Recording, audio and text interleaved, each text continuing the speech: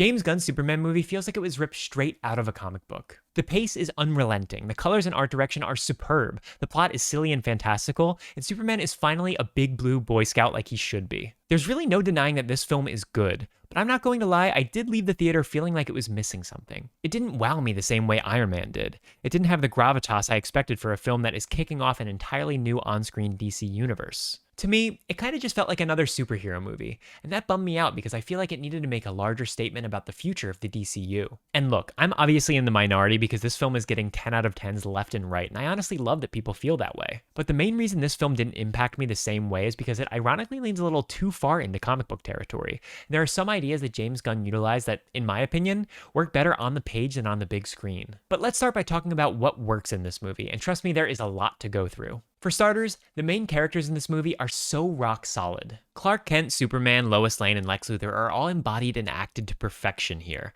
Clark Kent and Superman are distinct enough where you're able to separate the two, but I think this is the first movie where it doesn't seem like Superman is putting on an act as Clark. He's just as much Clark as he is Superman, more so even, and his daily persona isn't weighed down by him just having to pretend that he doesn't have super strength. Little things matter to him. Getting on the front page of the Daily Planet matters to him. He doesn't feel like someone doing these good deeds because of some otherworldly calling. He's doing them because of the way he was raised, which ends up, of course, being the point of the whole movie. And when he puts on the cape as Superman, you can see that he's still trying to figure out this part of his identity. Making him 3 years into his journey as Superman was the perfect choice for this universe. He's learning a lot, and he's getting into new scenarios all the time, so his challenges still feel fresh as opposed to him going through the motions as a hero and just doing what people expect. And I always say with Superman that his most interesting stories are not the ones that are punch fests. They're the ones that challenge him internally, the ones that make him look in the mirror and reflect on his role in the world. And this movie does just that, examining his humanity, his influence, and his role in society. And on top of all of this, David Cornsweet's charisma is off the charts. He's charming, he's funny, and his bubbling enthusiasm proves that Superman doesn't just have to be dark and gritty. This is the Superman that feels like an extension of the comic page, and I'm excited to see him challenged in new ways. And as good as Superman is, I feel like Lex is even better. The way that Nicholas Hoult toes the line between mastermind and egomaniac is all striking to watch. The hate overflows from this character, and he's the most comic accurate Lex I've ever seen. The moment when he tells Superman that he concocted the Baravia conflict just so he had an excuse to kill him made me smile so big because I knew that's exactly something that every Lex iteration I've ever read would do. He was also used as the main source for world building with his pocket universe, his planet watch, and his monkey bots. You can tell that James spent hours, days, months thinking about how to make this world feel established while also easing the viewers in and making the film feel accessible. Nicholas Hoult was the perfect actor for this character, and I feel like he's becoming the new Nicolas Cage because he's basically in every movie ever made at this point. And because I loved this portrayal of Lex so much, I actually wanted more from this character, and there are elements that I feel like would have added to his arc within this movie, but I'll get to those later. For now, let's talk about Lois. I knew that Rachel Brosnahan was always going to deliver a stellar performance because The Marvelous Mrs. Maisel is one of my favorite shows of all time. She is able to find the subtext within subtext of scenes, and every scene with her and Superman or Clark is electric. Their interview, their talk before Superman turns himself in, their kiss at the end, you can feel the chemistry between her and David Cornsweet, and it's clear why James Gunn put so much into casting these two together based on their chemistry. But it's not just them together. I love Lois's solo arc in this movie. Her arc is that she learns how to trust. She lets down her walls that keep her in reporter mode, and she allows herself to trust Clark without judgment. I feel like she has the most clear-cut, well-defined arc in this film. And similar to Lex, I would have loved to see more from her. She does kind of get sidelined in the second half of this film, just being a bystander who gets to watch Mr. Terrific do his thing, but I feel like it's made up for by the end. Okay, moving on. Let's dive into the plot. I saw so many reviews say the first half of this movie takes a while to find its footing, but the second half really delivers. But I felt the exact opposite.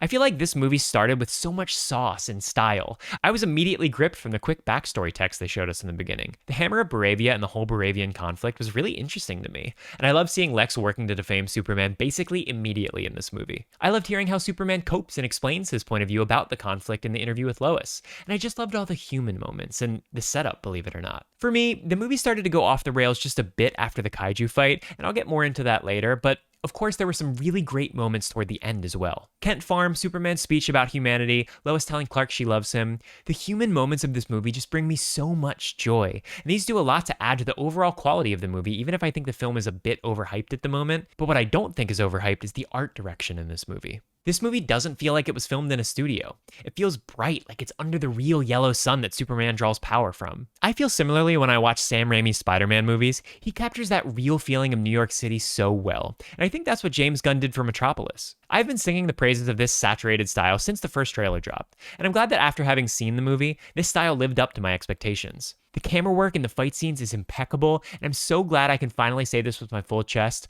The suit was not too baggy. It seemed like every other post before this movie came out was about the suit being too baggy, and about how you could see the folds when he moved his arms. I always thought that conversation was so ridiculous. But the suit looks so good in the movie, and I think its realism adds to the realism of the character. There's nothing that irks me more in a superhero movie than a skin-tight suit that is obviously CGI. I want to see the fabric, I want it to feel real, and this does. But the last really positive element of this movie I want to touch on is what it sets up. When I walked into this movie, I didn't really care about Supergirl or Peacemaker, but when I walked out, I really started to get excited for both Supergirl and Peacemaker. The implications of metahumans and even Krypton on this world are huge, and I feel like I can already see the main conflict of this universe coming to form. I also got really excited to see the Lanterns HBO show, as James Gunn sees that this will have a very different tone. Considering Guy Gardner will be in that show as well, it really piques my interest about how they'll manage projects with vastly different tones that involve the same characters. Overall, my excitement is sky high, even if I didn't think it was a perfect film. And before I move on to what I didn't like in this movie, please throw me a like and a subscribe if you like what you've seen so far before I ruin my chances with what I'm about to say. Let's talk about the bad in this movie. Let's talk about the side characters. Metropolis in this film is already brimming with heroes, and we as the viewers are thrust into an already established superhero world. Every time you open a Marvel or DC comic, you're also thrown into a world that's already bustling with heroes, and you may not know every character you come across, but it's okay because issues are short and episodic. Sometimes a character only gets one panel to shine in a comic, and them being there adds to the mythos of these fully fleshed out worlds. But because Superman is a feature-length film, introducing more obscure characters without much or any backstory makes them feel surface level. Sure, Mr. Terrific, Guy Gardner, and Hawkgirl are fun in this film, but I can't really say much else about them other than that they had cool fight scenes. If you're trying to sell people on the depth and richness of the heroes in this world, I think they all needed a bit more substance. And maybe the counter-argument is that James Gunn didn't want to attract any more attention away from Superman, so keeping them surface level was an intentional choice, but my argument would be, then don't include them. I don't think the fact that there were only 3 or 4 of them helped either. If you're going to take the story there, go all out. I think a perfect opportunity to show more characters from this universe would have been in Lex's Pocket Universe prison. Show them locked in his cells. That would do a lot more to further the feeling that he's a menacing villain if he's already captured other well-known metahumans. And speaking of the Pocket Universe, let's go back to the plot of this movie and address the second half. Like I said earlier, I thought the first half of this movie was much stronger than the second. After the kaiju fight when the world turns on Superman based on one clip they saw on the news, I just thought it got a bit silly at moments. Like, are you really going to throw a can at Superman's head after he just saved your life 10 seconds ago? Then Superman crashes out about crypto and gets sent into the Pocket Universe. While I thought the Pocket Universe was great for world building, I actually didn't love the storyline. I love that James had the guts to kill off an innocent civilian in front of Superman. That moment had some impact, but Metamorpho switches up a bit too quickly for me, and that whole action scene with his son Joey just felt a bit unnecessary. The kaiju fight also felt unnecessary, and it's even branded by the film as just a distraction for Superman. And even the Mr. Terrific fight scene with Lois felt unnecessary. It just felt like something that was added for the cool factor. Like I said before, I really dug the human moments within this film, and there are a lot less of them in the second half. Let's also get back to Lex and talk about how I feel like his arc could have been improved. I have the same qualm with this version of Lex that I had with him in the All-Star Superman comic. His hatred of Superman feels underexplained. Within this comic, it's just kind of assumed that you as the reader know that Lex Luthor hates Superman, and they don't dwell on the reason why. And with comics, I get it. It takes a certain type of person to buy a comic book, and that type of person probably already knows something about Lex Luthor and Superman's relationship. I don't like it, but I get it. And this movie makes the same assumption. You as the viewer already know that Lex Luthor hates Superman, and they don't properly explain where this hatred came from. I know that this movie was not an origin story, but I do think a little more backstory could have gone a long way in understanding the deeper threads of their connection. We get a brief monologue about why Lex hates metahumans in the Fortress of Solitude, but I don't think this does enough to explain the unbridled personal hatred Lex has towards Superman. Again, I did love the unexpected moment toward the end when Lex says he invented the Baravia conflict to have an excuse to kill Superman. I think that display and admission of ego is what was needed more throughout the film. There was way too much telling that Lex Luthor hates Superman, and not enough showing. Now, a follow-up to this is that this film had very little emotional impact for me. There were instances where the film could have leaned into emotional moments and really delivered something meaningful, But at almost every instance of this, the moments are cut short either with a joke or a cutaway or some other distraction. The main instance of this is when Superman is delivering his speech about humanity to Lex at the end.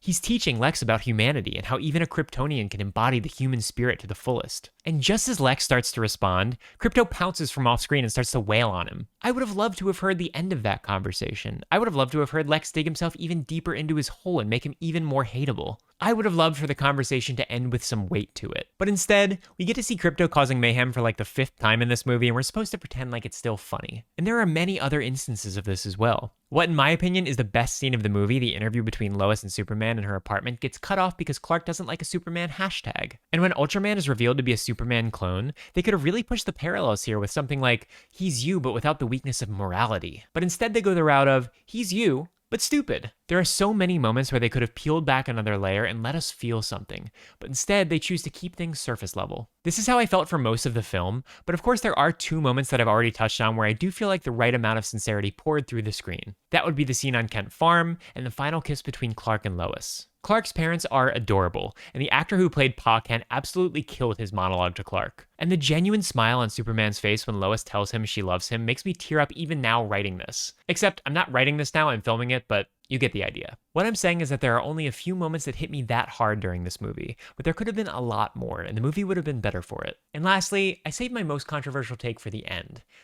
I didn't like Krypto. I know, I'm a terrible human, Superman would think less of me, I know. But I think James Gunn got a little carried away with this one. Every scene with Krypto felt like it went on for 5 seconds too long. When he's nipping at Superman's heels, when he grabs the cape, and of course when he attacks Lex at the end. The worst part is I feel like it could have been fixed very easily. If each Krypto scene was a bit shorter, I actually think he would have added a lot to the film. But it just shows you the power of editing, where if something drags, it can really take you out of the movie. And even though I didn't love Krypto here, I think he's a fine addition to the universe, and I'm honestly still excited to see him with Supergirl, as long as he's not overused. But that is it. Superman is officially in the books, the first film in the new DCU. I liked it a lot. I didn't love it, but I am overwhelmingly excited for what comes next. We'll get a piecemeal with Peacemaker, but when Supergirl and Clayface come out, I feel like things will really take off. What did you think about this one? Did it live up to your expectations? Did it exceed them? Let me know in the comments. If you made it through my thoughts on Krypto and are still here, I really think that we understand each other and that you should throw a like on this video and subscribe. Thanks so much for watching, and have a good one.